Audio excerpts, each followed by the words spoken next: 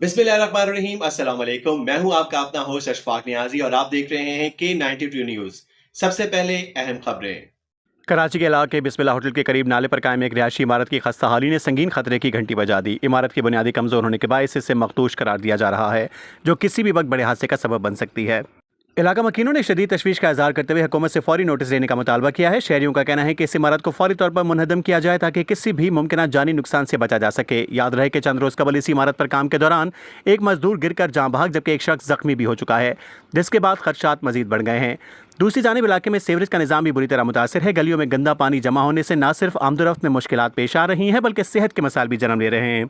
मकीनों का कहना है कि मुताल्लिका इदारों की जानिब से निकासी आपके निज़ाम की बेहतरी के लिए कोई मौसर इकदाम नजर नहीं आ रहे। अहले इलाका ने हुकूमत सिंध और बल्दियाती इदारों से अपील की है कि मखदूश इमारत के खिलाफ फौरी कार्रवाई और सीवरेज निज़ाम की बहाली के लिए हंगामी बुनियादों पर इकदाम किए जाएँ ताकि आवाम को दरपेश मुश्किलात का अज़ाला मुमकिन हो सके।